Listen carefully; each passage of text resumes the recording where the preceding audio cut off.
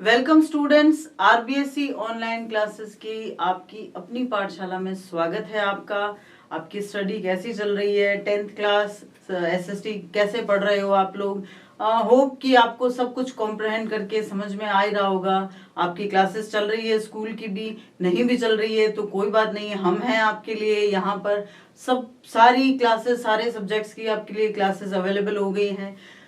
तो हम पढ़ रहे थे इकोनॉमिक्स का सेक्शन, जिसमें हमने फर्स्ट चैप्टर शुरू कर दिया था। फर्स्ट चैप्टर का इंट्रो हो गया था और सर्टेन उसके टॉपिक्स भी कंप्लीट हो गए थे। आपने अगर नहीं देखे हैं तो आप पहले वो वीडियोस कवर कीजिए ताकि आपका बेस इस चीज को, इस टॉपिक को लेकर जो है वो सही हो जाए, उसका बेस जो है वो आपका परफेक्ट हो जाए।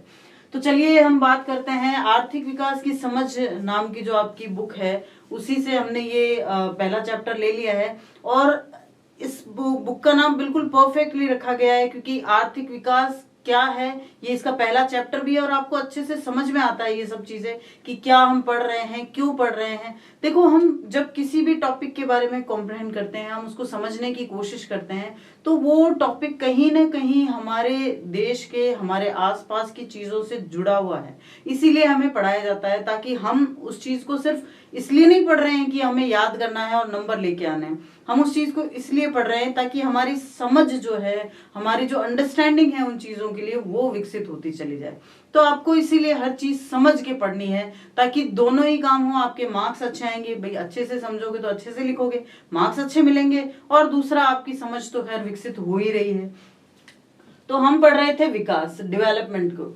एक बार थोड़ा सा वापस आपको रिवाइंड कर दूं कि विकास और वृद्धि दोनों अलग अलग चीजें हैं। वृद्धि हमने बताया था कि वृद्धि का मतलब होता है सिर्फ बढ़ना। एक ही जैसे कोई इंसान है, कोई कहीं नौकरी कर रहा है तो उसकी सैलरी बढ़ रही है, तो वो क्या हुई, वो उसकी सिर्फ वृद्धि हुई। लेकिन अगर उस सैलरी बढ़ने के साथ साथ उसे नया कैबिन भी मिल गया है, उसकी प्रमोशन हो गई है, उसको नई पोस्ट भी मिल गई है, या उसको कुछ और फैसिलिटीज कंपनी के द्वारा दे दी गई है, तो वो वृद्धि नहीं हुई, वो उसका डेवलपमेंट हुआ। ठीक वैसे ही एक बच्चा 5 साल से 7 साल तक आया है तो उसकी हाइट बढ़ी है, वो अच्छे से बोलना सीखा है, अच्छी कई सारी चीजें कॉम्प्रहेंड करने लगा है, तो वो हुआ उसका विकास। लेकिन सिर्फ हाइट बढ़ी है तो वो क्या हुई, वृद्धि।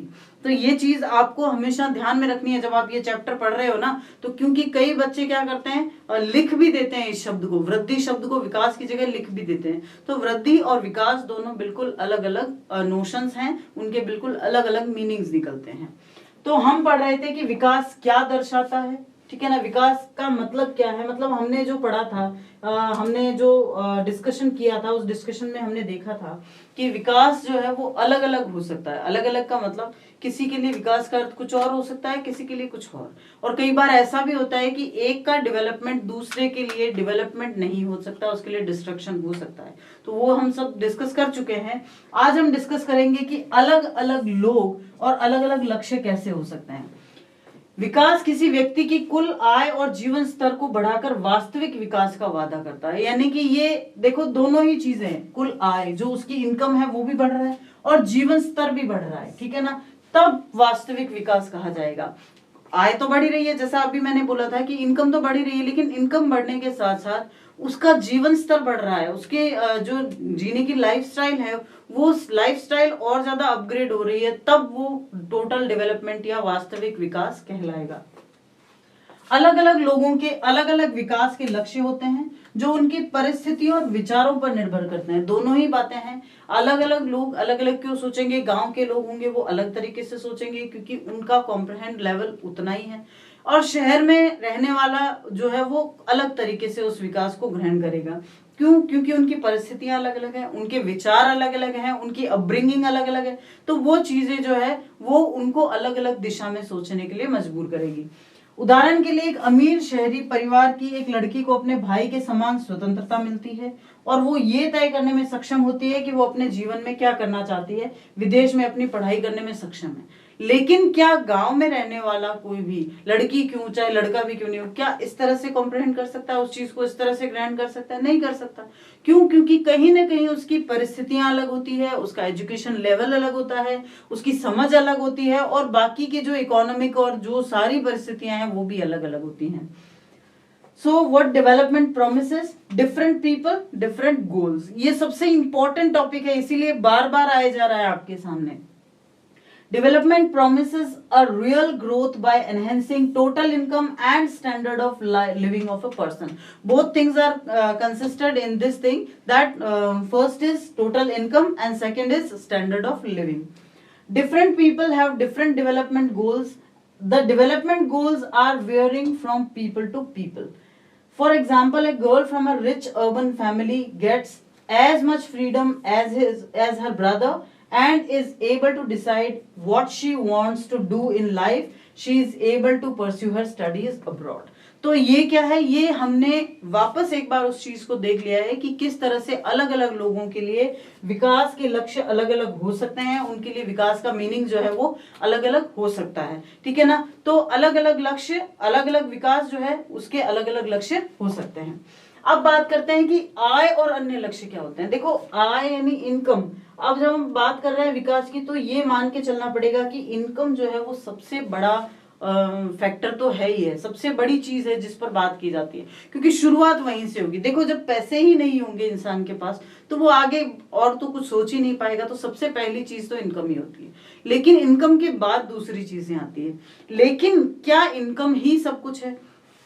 इसको आप ऐसे समझिए कि कोई व्यक्ति कहीं नौकरी कर रहा है। अब उसको ये तो पता है कि आज तो मेरे को नौकरी मिल गई, या समझ लीजिए कोई मजदूर है, उसको एक दिन के लिए तो मजदूरी मिल गई, लेकिन उसके दिमाग में कहीं ना कहीं ये चल रहा होगा कि कल क्या होगा, कल मुझे मजदूरी मिलेगी या नहीं मिलेगी।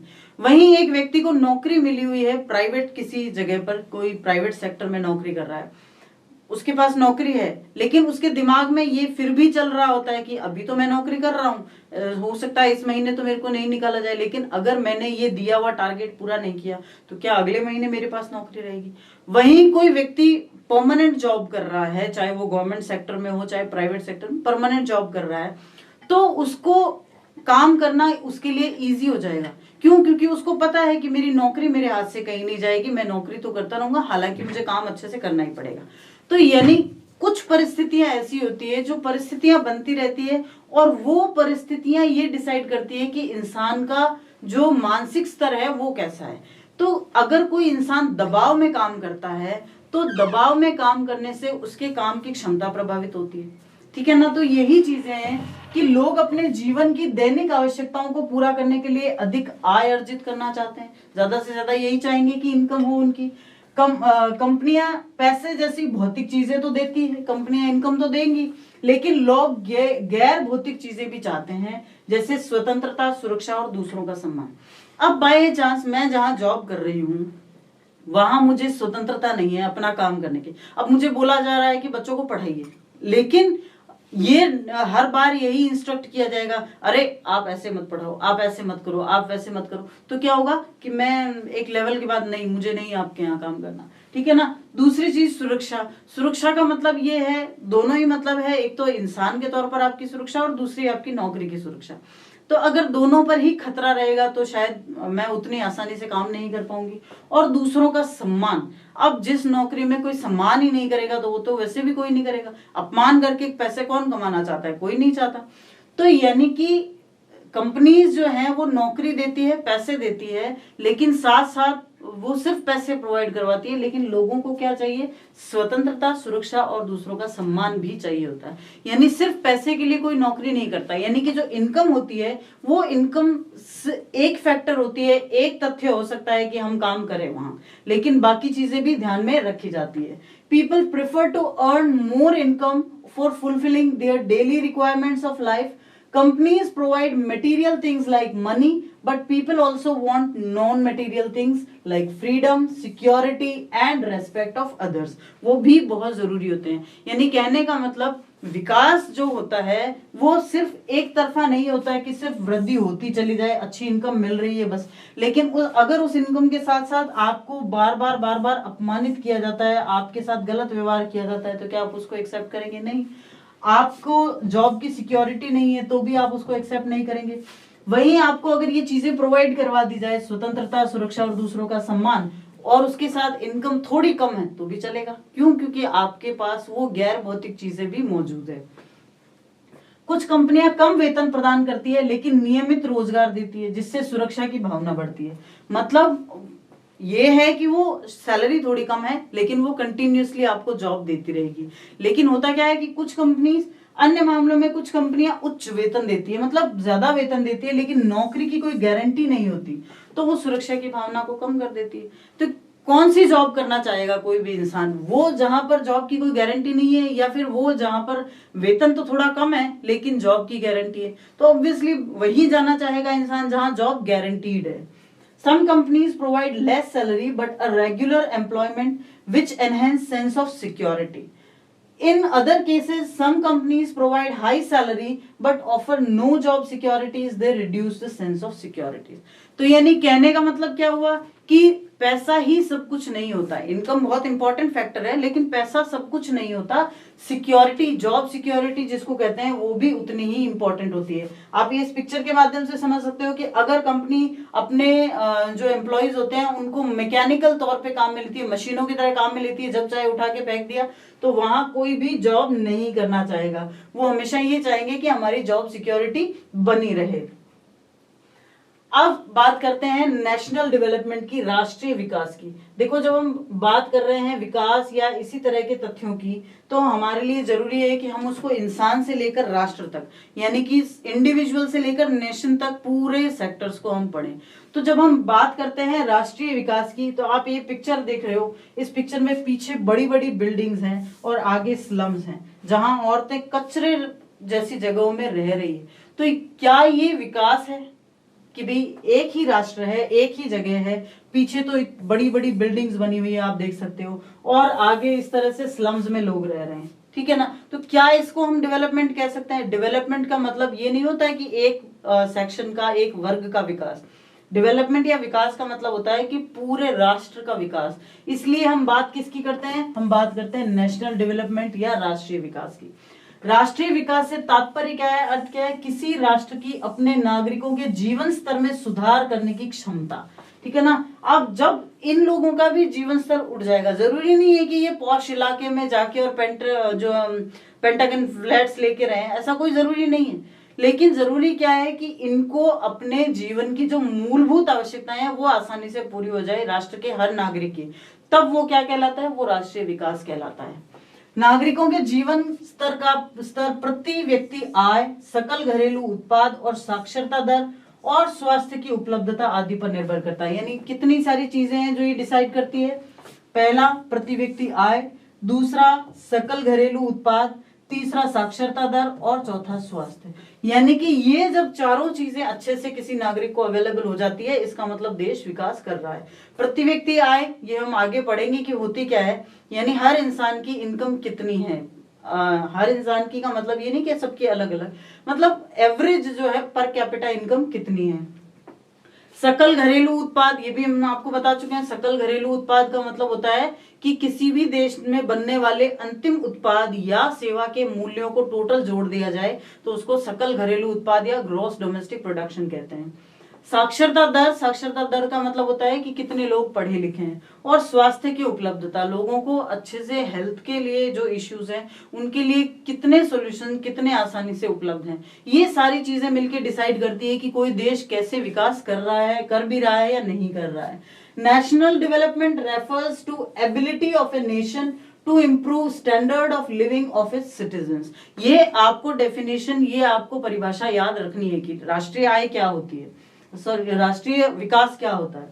Standard of living of citizens depends upon पर कैपिटा इनकम, ये पहला फैक्टर है पर कैपिटा इनकम। दूसरा फैक्टर है ग्रोस डोमेस्टिक प्रोडक्ट।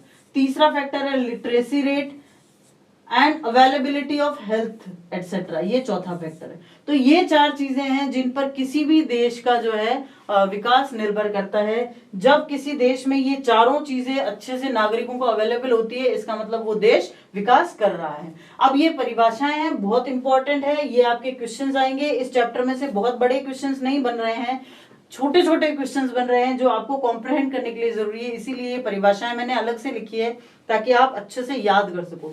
सबसे पहले परिभाषा विकास। विकास क्या होता है?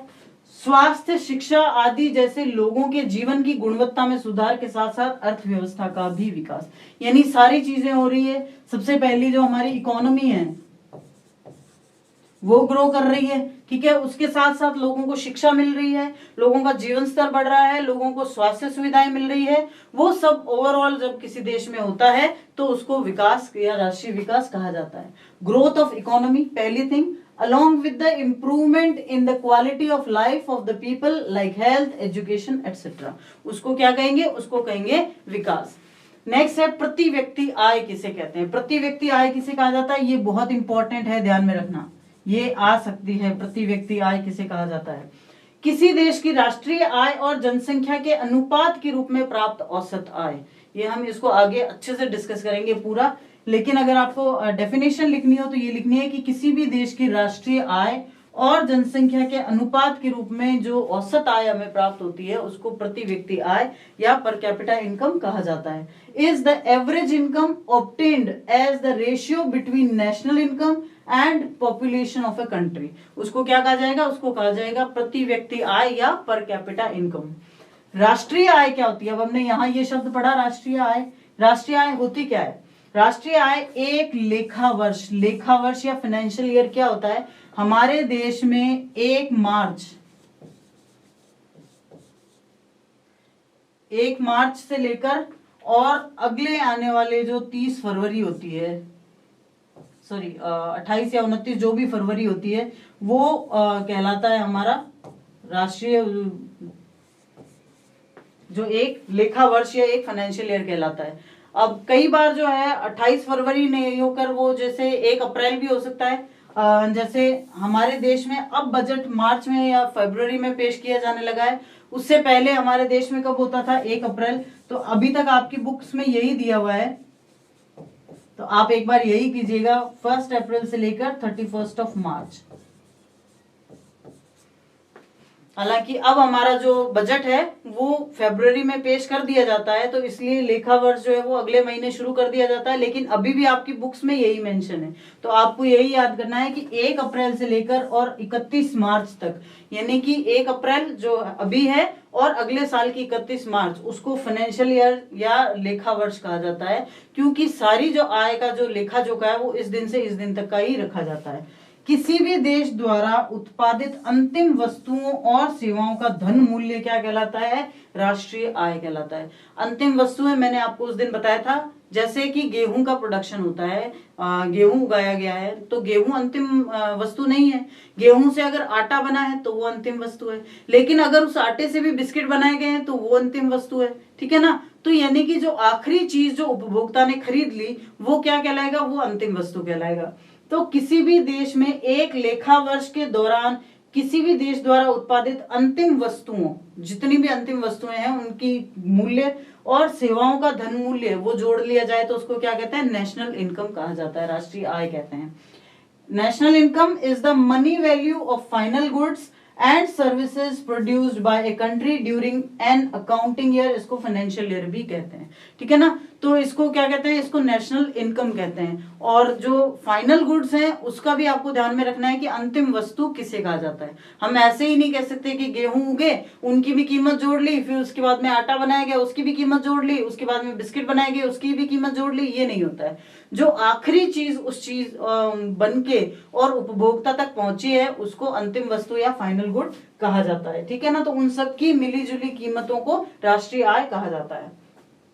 अब हम बात करते हैं, बहुत इंपॉर्टेंट टॉपिक है ये है प्रति व्यक्ति आय। वहां भी मैंने आपको कहा था, यहां भी मैं आपको बोले दे रही हूं, ये इस चैप्टर का बहुत इंपॉर्टेंट टॉपिक है, प्रति व्यक्ति आय या पर कैपिटा इनकम। अब क्या होती है पर कैपिटा इनकम? पर कैपिटा इनकम हमने अभी पढ़ा ही था, जो देश की कुल आय होती है या जिसको हम राष्ट्रीय आय कहते हैं, राष्ट्रीय आय, उसमें उस देश की जनसंख्या का भाग दे दिया जाता है।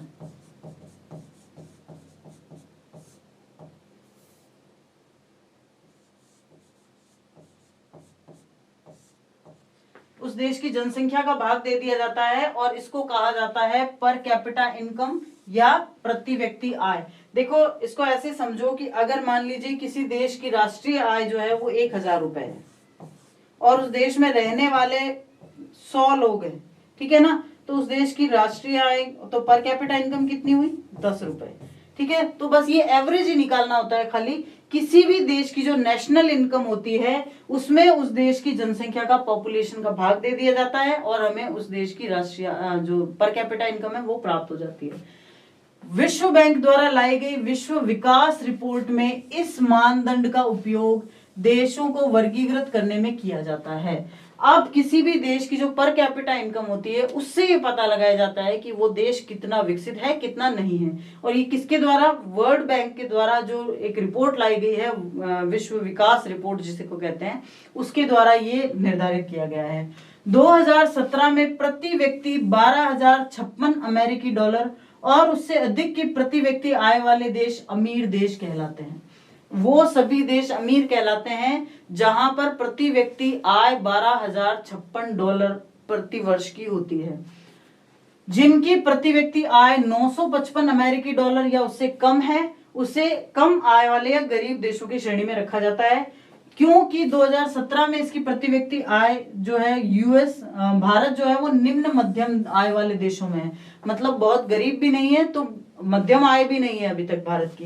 क्योंकि भारत की पर कैपिटा इनकम कितनी है? 1820 डॉलर प्रति वर्ष, प्रति व्यक्ति प्रति वर्ष, ठीक है ना। जब भी आप राष्ट्रीय आय लिखोगे या जब भी आप ये पर कैपिटा इनकम लिखोगे ना, तो वो लिखने के बाद प्रति व्यक्ति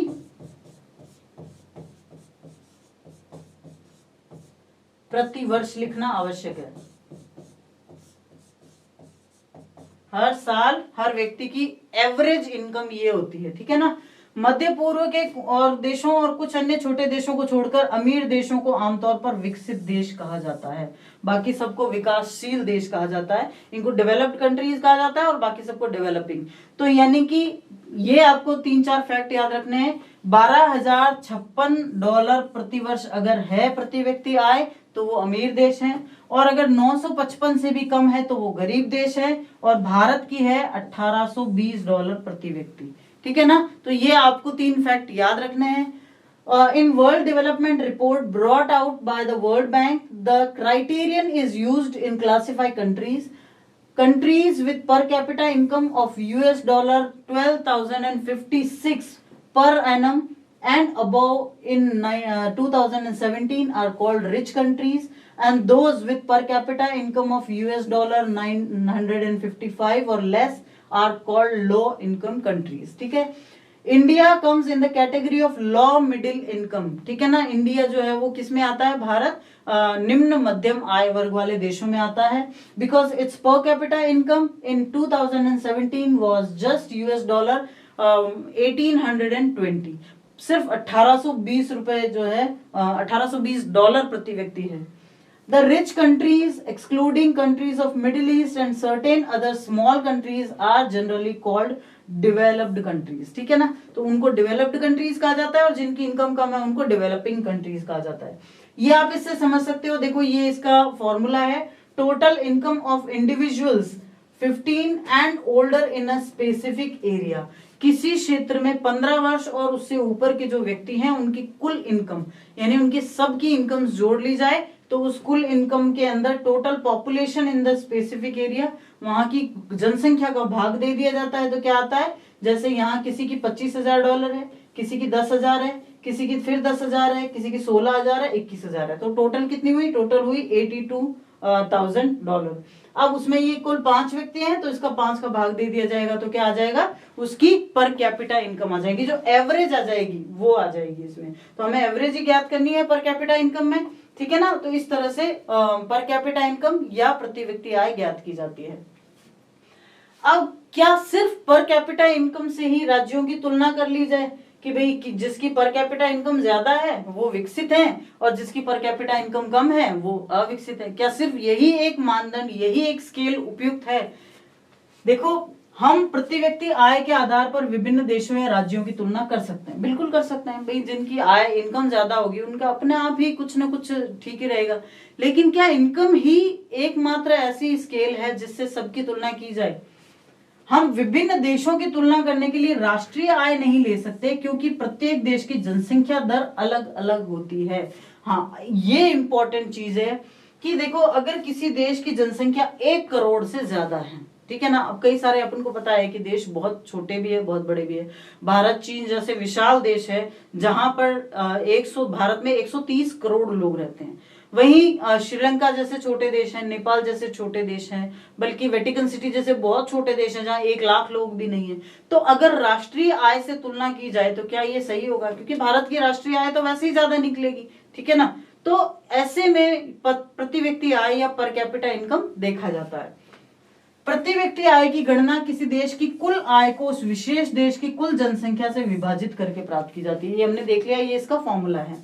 किसी भी देश की प्रति व्यक्ति आय उस देश के नागरिकों के जीवन स्तर को दर्शाती है। ऑब्वियसली अगर पैसे ज्यादा होंगे तो उनका लिविंग स्टैंडर्ड होगा, जीवन स्तर वो ऊंचा रहेगा।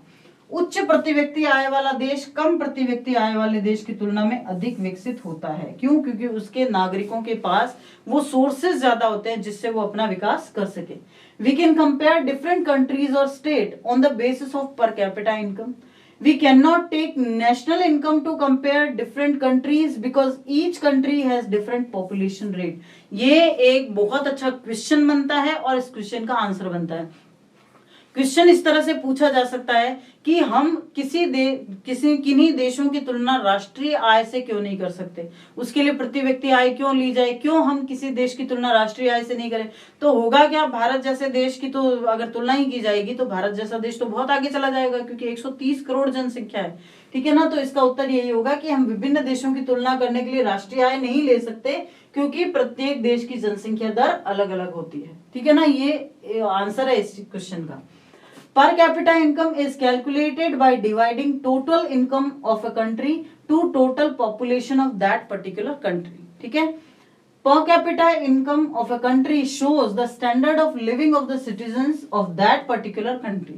इससे per capita income से ही पता चलता है। A country with higher per capita income is more developed than other with less per capita income। ये सारे जो है वो कंपैरिजन है कि भाई अगर किसी देश की प्रति व्यक्ति आय ज्यादा है या कम है और उससे क्या इफेक्ट पड़ता है उस देश के नागरिकों के जीवन स्तर पर। ऑब्वियसली अगर जिनकी प्रति व्यक्ति आय ज्यादा है उनका जीवन स्तर भी ऊंचा होगा और जिनकी प्रति व्यक्ति आय कम है उनका जीवन स्तर भी उतना ऊंचा नहीं होगा क्योंकि उनके पास इनकम सोर्सेज है। अब एक छोटा सा एक कंपैरिजन चार्ट देख लेते हैं जो कि आपकी बुक में भी दिया हुआ है कि अलग अलग देशों की पर कैपिटा इनकम से किस तरह से नापा जा रहा है उनको। देखो, जैसे एक देश है श्रीलंका, हम अगर इन देशों को देखें तो भारत सबसे बड़ा देश है। अगर हम फिजिकली या जो हम ज्योग्राफिकली कह सकते हैं उससे देखें तो भारत सबसे बड़ा देश है।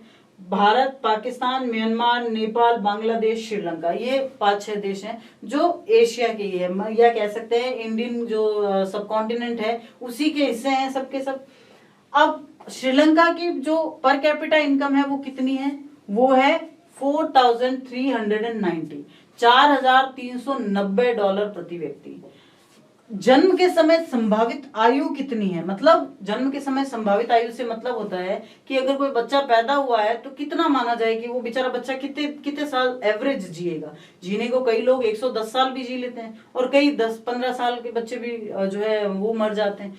तो एक एक्सपेक्टेंसी कितनी है? वो है 74 साल। और साक्षरता दर कितनी है? साक्षरता दर किसके लिए? 15 से ऊपर की जनसंख्या के लिए। श्रीलंका में है 91%, ठीक है ना। 3 स्तरों के लिए सकल नामांकन अनुपात, यानी कि ये जो पढ़ाई के लेवल्स होते हैं कि आपने स्कूल पास की, हाई स्कूल पास की, कॉलेज पास की, तो उसके लिए अनुपात कितना है? उसके लिए अनुपात है 69। और जो HDI है, जो ह्यूमन डेवलपमेंट इंडेक्स है, जिसके बारे में हम आगे डिस्कस करेंगे, उसमें इसका क्रमांक, उसको नंबर कितने दिए हुए हैं? उसको नंबर दिया हुआ है 93। तो अब इसको आप ज्यादा कंपैरिजन नहीं करके सिर्फ भारत के साथ कंपेयर करो। देखो भारत की पर कैपिटा इनकम कितनी है? $3,139। तो यानी कि ये श्रीलंका से बहुत कम है। एक्सपेक्टेंसी कितनी है? 64 ईयर्स, जबकि श्रीलंका के 74, 10 साल कम। जनसंख्या जो है, साक्षरता दर, लिटरेसी रेट कितनी है? 61, जबकि श्रीलंका की है 91। जो अनुपात होता है अलग अलग नामांकन के लिए, उसके लिए कितनी है 60, जबकि श्रीलंका की है 69। और HDI में भारत का नंबर कितना है 126, 126वां, और श्रीलंका का कितना है 93वां। वहीं अगर बाकी के देशों में भी देखें तो और घटता चला जाता है। म्यांमार में प्रति व्यक्ति आय कम है, पाकिस्तान में उससे थोड़ी ज्यादा है, और नेपाल में भी कम है, और बांग्लादेश में भी कम है। ठीक वैसे ही आप देख सकते हैं कि हालांकि साक्षरता दर म्यांमार में भारत से भी बहुत ज्यादा है, ठीक है, लेकिन बाकी चीजें कम है, और इसकी वजह से म्यांमार का जो अंक, जो HDI रिपोर्ट है उसमें इसका नंबर भी बहुत पीछे है। तो यानी कि इससे कंपैरिजन होता है, सिर्फ ये नहीं देखा जाता कि प्रति व्यक्ति आय क्या है, वो तो सिर्फ यही आंकड़ा बता देता है, लेकिन उसके बाद की चीजों से भी देखा जाता है कि अगर बच्चा पैदा हो रहा है तो वो कितने साल जी पाएगा, उसकी एक्सपेक्टेंसी क्या है, कितने लोग साक्षर हैं वो भी डिपेंड करता है। फिर जो HDI जो है उसके अंदर कितनी रैंक उसको दी गई है, ये सब रैंक किसके माध्यम से दी जाती है कि उस देश में रहने वाले लोगों का जीवन स्तर कैसा है, तब डिसाइड होता है। तो यानी ओवरऑल बात ये है कि किस प्रकार से हम ये डिसाइड करें कि लोग जो है वो आगे बढ़ रहे हैं कि नहीं बढ़ रहे हैं, जो विकास हो रहा है वो कितना हो रहा है, और उसके स्केल क्या क्या है, उसके मानदंड क्या क्या है, ठीक है ना। तो आज की वीडियो में इतना ही। हमने कुछ बहुत ही इंपॉर्टेंट डेफिनेशंस डिस्कस किए हैं, आपको वो सारी डेफिनेशंस याद रखनी है। आपको ये ध्यान में रखना है कि विकास जो है उसकी नापने के मानदंड, उसके नापने के स्केल्स क्या क्या हैं, सिर्फ इनकम से नहीं नापा जाता, और भी बहुत सी चीजें देखते हैं। तो ये सारी चीजें भी, और भी अभी बहुत से टॉपिक हैं, बहुत इंटरेस्टिंग है ये सब, वो अगले वीडियो में डिस्कस करेंगे। आप इन सबको पढ़िए। अगर आपको कुछ समझ में नहीं आ रहा है तो आप कमेंट बॉक्स में अपने डाउट्स लिखिए, हम कोशिश करेंगे कि आपके डाउट्स वहां क्लियर करें। अदरवाइज ये सारे वीडियोस और इनके नोट्स जो हैं वो आपको ऐप पर भी अवेलेबल करवा दिए जाएंगे। अगर आपने इंस्टॉल नहीं किया है तो अभी प्ले स्टोर से आप ऐप इंस्टॉल करें और जुड़िए रहिए हमारे साथ, ताकि आपकी जो पढ़ाई है वो अच्छे तरीके से हो सके। तो आज के वीडियो में इतना ही। Thank you.